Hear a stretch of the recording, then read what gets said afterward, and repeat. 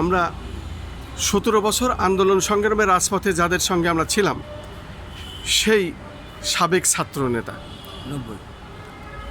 90-এর তার আমরা আজকে আবার ধারাবাহিকভাবে একটি বিশেষ সাক্ষাৎ নিচ্ছি। কেমন বাংলাদেশ চেয়েছিলেন, এখন কেমন বাংলাদেশ চলছে, আজকে প্রায় 3 মাস হয়ে গেল। এই 3 মাসের মধ্যে মাননীয় প্রধানমন্ত্রী রাষ্ট্র কীভাবে চালাচ্ছেন, এখানে কোনো ওনার যদি ভুলভ্রান্তি থাকে তা আপনি ধরিয়ে দিতে পারেন। আপনার নাম পরিচয় দিয়ে বলুন। আমার নাম আসাদুর রহমান খান। আমি জাতীয় গণতান্ত্রিক পার্টি জাকপার প্রেসিডিয়াম সদস্য, 90 সর্বদলীয় ছাত্র ঐক্যের সাবেক ছাত্রলীগের সাধারণ সম্পাদক ছিলাম। 90-তে আমরা আশা করেছিলাম পট পরিবর্তন হবে, দেশ গণতন্ত্র আসবে, দেশ নির্মাণ হবে। পরবর্তীতে জালিম শেখ হাসিনার সরকার, আপনারা জানেন, দেশটাকে সকল উইংকে ধ্বংস করে ফেলছে। সেই ধ্বংসস্তূপের উপরে বাংলার মানুষ তারেক জিয়ার নেতৃত্বাধীন একটি সরকার ক্ষমতায় বসেছে। মানুষ জিয়াউর রহমান এবং তারেক জিয়ার প্রতি যে খালেদা জিয়ার প্রতি যে শ্রদ্ধা এবং ভালোবাসা এবং আধিপত্যবাদের বিরুদ্ধে ভারতের কাছে তারা মাথা নত করে নাই, এই কারণেই মূলত তারেক জিয়াকে মানুষ দানের শীষে ভোট দিয়েছে এবং নির্বাচিত হয়েছে, আলহামদুলিল্লাহ। তবে 100 দিন পার হয়ে গেলেন, কথাবার্তা পরিষ্কার। এই 100 দিনের মধ্যে আবার পার্লামেন্ট বসতেছেন আপনি, এই পার্লামেন্টে সিদ্ধান্ত নেন যারা হাজারো হাজারো কোটি টাকা লুটপাট করে বাইরে অবস্থান করতেছে তাদেরকে ইন্টারপোলের মাধ্যমে দিয়ে এদেরকে ধরে নিয়ে আসেন এবং কারাগারে নিক্ষেপ করেন এবং এই সম্পদ বাংলার জাতীয় সম্পদে রূপান্তরিত হবে এবং এই জাতীয় সম্পদ দিয়েই এই বাংলাদেশ নতুন বাংলা নির্মাণ করার আমি আহ্বান জানাই।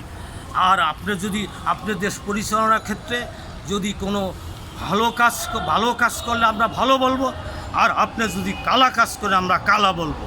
আমরা এই জাতিটাকে নতুনভাবে নির্মাণ করার জন্য 18 বছর আমরা বুঝি, 18 বছর সকল উইংকে ধ্বংস করে ফেলছে। আমরা বাংলাদেশের বিনিয়োগ আসলেই বিনিয়োগ আসার জন্য বিভিন্ন কোরিয়া, চায়না, বিভিন্ন দেশ আমাদের কাছে ইনভেস্ট করতে চায়, দেশ নির্মাণের জন্য সহযোগিতা করতে চায়।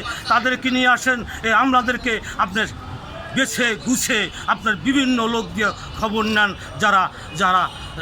যারা আমলা আছে, এখনও ভালো কিছু আমলা আছে, তাদের খুঁজে খুঁজে বেশি আপনি চেয়ারে বসেন, আর শয়তানদেরকে প্রয়োজন বোধে বের করে দেন, তাদের চাকরি থেকে বিচ্যুতি করে দেন, এই আহ্বান রাখি। আরেকটি কথা বলে আমি শেষ করছি, সেটি হলো প্রধানমন্ত্রী, আপনার অনুরোধ করে বলবো,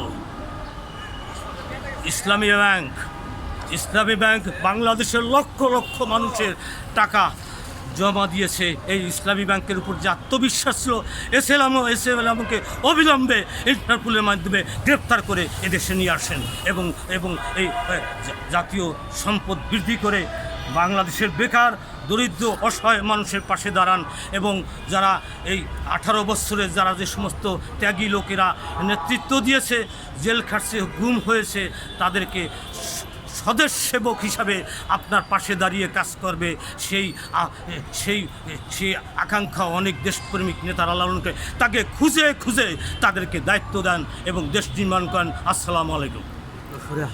শুধু দর্শক, আমরা 90-এর সেই সাবেক নেতা আছার সাহেবের সাথে আমরা কিছু কথা বললাম।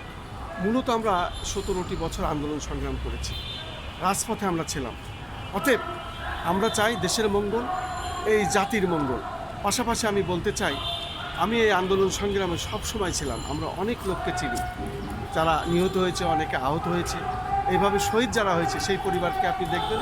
পাশাপাশি সামনে বাজেট অধিবেশন, এই বাজেটে গরিবদের সহায়তা রাখুন এবং কিভাবে বেকার সমস্যা দূর করা যায় সেই বিষয়টি মাথায় রাখুন। বাইরের দেশের টাকাগুলো ফেরত আনুন, দেশের কাজে লাগান। সেই সাথে আরেকটি কথা বিশেষভাবে আমি বলতে চাই, সেটি হলো আপনি যেভাবে দেশ চালাচ্ছেন সঠিক আছে, তবে কিছু লোক আপনার পাশে যারা আমলা, তারা আপনাকে ভ্রান্ত পথে ধাবিত করছে। এই থেকে আপনি দূরে থাকুন, সঠিক পথে আসুন এবং সঠিক নিয়মেই আপনি দেশ চালাচ্ছেন, এইভাবে আমরা দেখতে চাই আগামী রাষ্ট্র গণতান্ত্রিক পন্থায় এগিয়ে আসবে। এইটাই হলো আমাদের শেষ প্রত্যাশা। আমি খন্দকার মাসুদুজ্জামান, ধারাবাহিকভাবে আমি আপনাকে এইভাবে জানিয়ে যাচ্ছি এবং জানাই যাচ্ছি। পাশাপাশি আমি আরেকটি কথা শেষে বলতে চাই, আপনার এই নির্বাচনের জাতীয় সংসদ নির্বাচনে 17 আসনে আমি প্রায় 15-20 দিন ওখানে গিয়েছি, নির্বাচনে অংশগ্রহণ করেছি। সেখান থেকে ফিরে এসে আবার ঢাকা 8 আসনে মির্জা আব্বাস সাহেবের নির্বাচনে অংশগ্রহণ করেছি। এখানে বেশিরভাগ সময় আমাদের থাকা লাগছে পুরা নির্বাচন এলাকাটায়। সেই সাথে আমি যেহেতু পুরান ঢাকায় থাকি, ওই এলাকায় ঢাকা 7 আসনের হামিদুর রহমান হামিদ ভার নির্বাচনে সারাক্ষণ আমার দিন রাত 24 ঘন্টায় থাকতে হয়েছে, কাজ করতে হয়েছে। পাশাপাশি সারা বাংলাদেশের বিএনপি নির্বাচনে সার্বিকভাবে উজ্জীবিত করার জন্য এবং যেখানে নির্বাচনে মানুষকে ধানের শীষে ভোট দিতে হবে এইসব প্রচারণায় বিশেষভাবে কাজ করে গেছি। যেহেতু আমার 12টা ইউটিউব চ্যানেল, 2টা অনলাইন পোর্টালের পক্ষ থেকে আমাদের যারা সদস্য আছে তাদের সকলকে নিয়েই আমরা এই কাজগুলো করেছিলাম। এই জন্য আমরা সবসময় বলে এসেছিলাম যে আমাদের সরকার ক্ষমতায় এলে, বাংলাদেশ জাতীয়তাবাদী দল বিএনপির সরকার ক্ষমতায় এলে মাননীয় প্রধানমন্ত্রী যখন তারেক রহমান হবেন তখন ওনার আব্বার আদর্শ, ওনার মায়ের আদর্শ বজায় রেখে উনি রাষ্ট্র পরিচালনা করবেন এবং সেটাই আপনি করছেন। আমরা আরও সুন্দর কিছু দেখতে চাই। যেহেতু 3 মাসের সরকার, সেখানে আসলে বলার কিছু নাই, এর ভিতরে সব কিছুই ভালো হয়েছে। আমরা আগামী 20টি বছর আপনাকে অন্তত দেখতে চাই, সেইভাবে আপনি কাজ করবেন। আসসালামু আলাইকুম, আমি খন্দকার মাসুদুজ্জামান, জাতীয় প্রেস ক্লাবের মধ্যে থেকে। মাসুদ ভাই, হ্যাঁ।